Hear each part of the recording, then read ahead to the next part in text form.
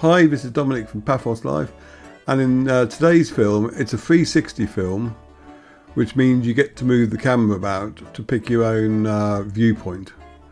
So I'm not going to give you a running commentary because I might be talking about something you're not looking at. To enjoy 360 films, you must watch them at as high a resolution as possible. So ramp it up the resolution to 5K or 4K if you can. If it looks excessively blocky, it is because your resolution is set too low. Once you are viewing the film, you can move the camera about to look at whatever you like. So don't wonder why it's just looking at a wall or something.